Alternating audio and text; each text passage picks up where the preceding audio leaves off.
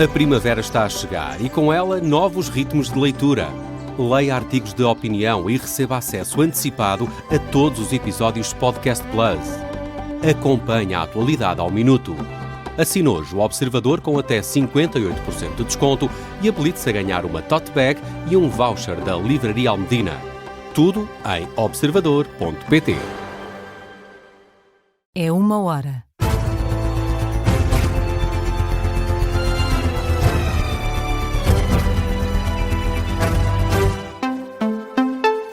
Boa noite, eu sou a Teresa Ferreira, é 1h, hora de atualizar a informação. A Ministra da Saúde garante que as escalas para a urgência regional de ginecologia e obstetrícia do Hospital de Loures estão asseguradas. O hospital vai receber grávidas de Vila Franca de Xira a partir das 9h da próxima segunda-feira. Os casos urgentes passam a concentrar-se em Loures, perante o encerramento temporário dos serviços de urgência de ginecologia e obstetrícia de Vila Franca de Xira. Ana Paula Martins relembra que esta é uma medida de transição e garante que as escalas em Loures estão completas. As escalas estão asseguradas para a concentração da urgência no Beatriz Ângelo, em Loures, e naturalmente que os médicos que vão estar a assegurar essas escalas 24 sobre 24 horas estão de acordo com aquilo que é o regulamento da Ordem dos Médicos e da Ordem dos Enfermeiros relativamente aos profissionais e que de facto têm equipas definidas para o número de partos que ali se espera. Ana Paula Martins, a Ministra da Saúde, que sublinha que se trata de uma partilha de recursos entre o Hospital Beatriz Ângelo e o Hospital de Vila Franca de Xira. Os casos urgentes de ginecologia e obstetrícia passam a concentrar-se apenas em Loures, uma decisão do Governo perante a falta de recursos. Esta é uma decisão que não é bem vista pelo Presidente da Câmara de Vila Franca de Xira, que acusou o Governo de querer encerrar a maternidade local. Diz que os autarcas dos concelhos abrangidos pela concentração de urgências não foram consultados. O autarca de Vila Franca de Xira explica ainda que a decisão foi tomada numa altura em que algumas estradas continuam cortadas ou fortemente condicionadas por causa das intempéries. Há cerca de 250 mil pessoas que vão ser afetadas. Fernando Paulo Ferreira vai mais longe nas críticas ao Executivo. Eu não tenho grandes dúvidas que o objetivo da Sra. Ministra da Saúde, com estas medidas, é vir a encerrar a maternidade do Hospital de Vila Franca. Acho que é esse o grande objetivo da Sra. Ministra e deste Governo.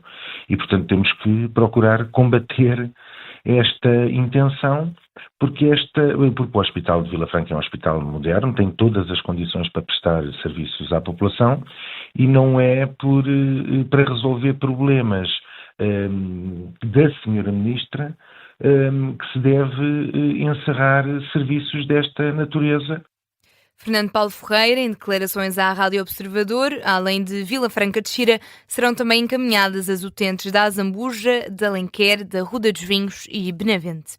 Para este sábado está marcada uma concentração de utentes junto à porta do Hospital de Vila Franca de Xira para contestar o encerramento das urgências de obstetrícia e ginecologia.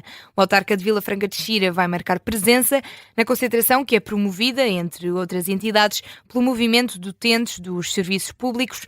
A porta-voz Nélia Ferreira explica que é uma manifestação feita contra uma medida que afeta utentes e autarquias.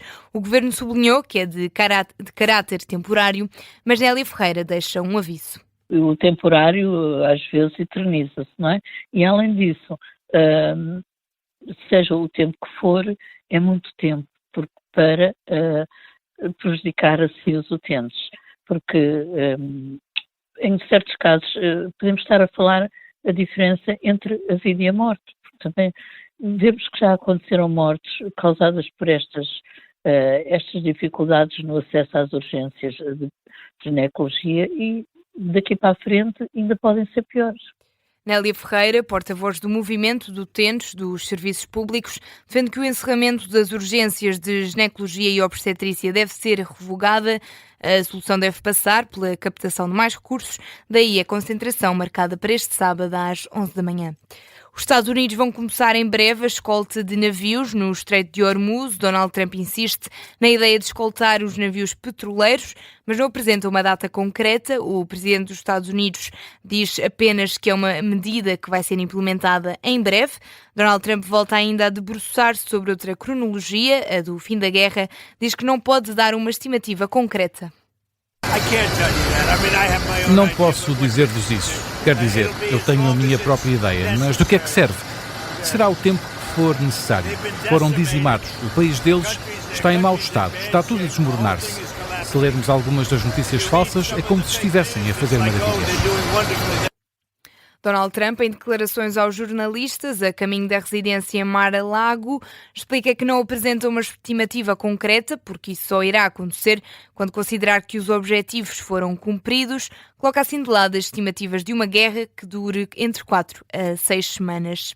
O impacto da interrupção do Estreito de Hormuz vai depender do tempo que demorar o conflito.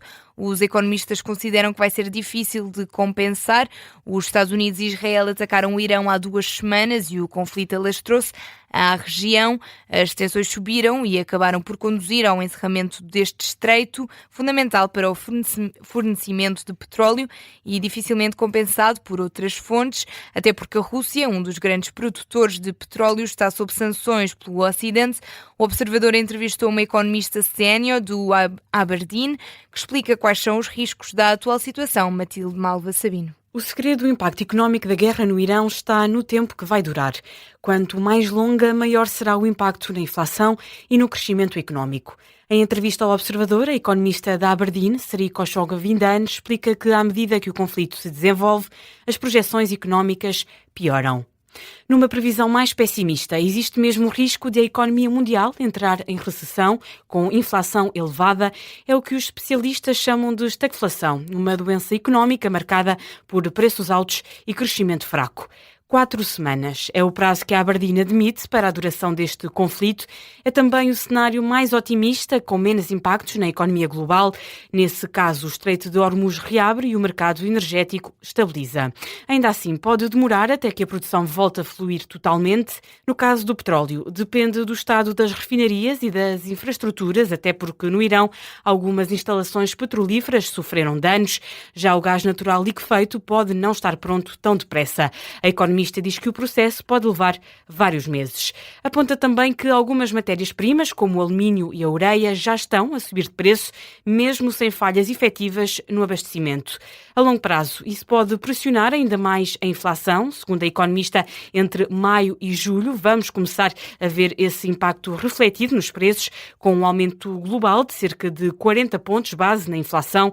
Perante este cenário, os bancos centrais podem encarar a situação como um choque de oferta e adiar cortes nas taxas de juros. Jornalista Matilde Malva Sabino a resumir as explicações da especialista do Banco de Investimento Aberdeen sobre os riscos económicos da interrupção do Estreito de Hormuz. Os principais bancos centrais reúnem-se na próxima semana, mas não devem mexer nas taxas de juro. As tomadas de decisão ficam para já em espera perante a incerteza provocada pelo conflito.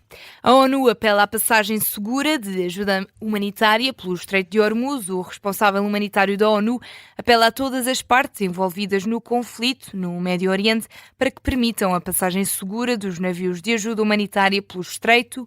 O subsecretário-geral da Organização para os Assuntos Humanitários e coordenador da ajuda de emergência lembra que as cadeias de abastecimento humanitário são frágeis e avisa que milhões de pessoas estão em risco e explica que o impacto é já visível através do aumento dos preços dos combustíveis. Notícia de fecho neste jornal. Informação regressa à 1h30. Até já.